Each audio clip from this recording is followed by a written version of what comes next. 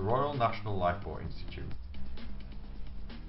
an organisation run entirely by public donations and brave volunteers who regularly risk their lives in order to save others. And with the extreme stormy weather that Great Britain has experienced over recent months, they've been busier than ever.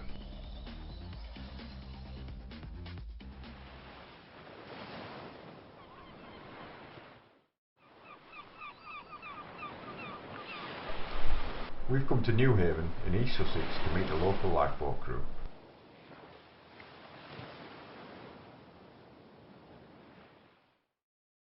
Have you found that extreme stormy weather throughout the past few months has had an impact on you and how many calls you've taken? It has had an impact on the fact that obviously you know that you're going out in some serious weather and it's quite life-threatening at points. If you're during a force 10, it can be quite, scary on the boat yourself. You're holding on, you're grappled on, you could be thrown off at any minute. But in effect, it's good training for us. It's good training for us to get out in that weather, to realise what it's like in those conditions and those elements. So. Would you say that 2013 was a more difficult year for you than others? Definitely. It was quite a challenging year for us. We had, unfortunately, one of our crew members passed away at the start of the year. That was quite tough for all the crew, and then especially with the shouts at the end of the year as well. It has been quite a challenging year for us, but sort of happy 2014 really, hopefully. Have any of your crew found themselves in a really dangerous position as a result of going out into extreme conditions? Yes.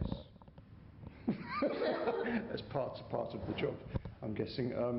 Well, we know, the storms that have gone on this year, during 2013, there have been extreme conditions, and doubtlessly the crew have been put in conditions that are right on the limit for the boat, really. So the short answer to that is yes, it's been a very testing year because of the weather.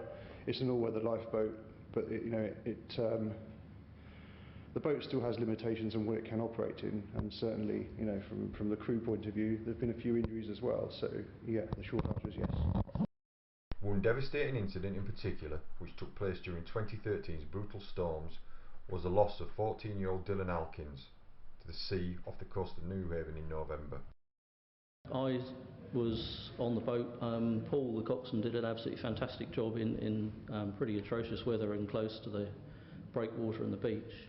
For 2 hours, we spent the first 2 hours of the search just really close to the beach and the breakwater searching.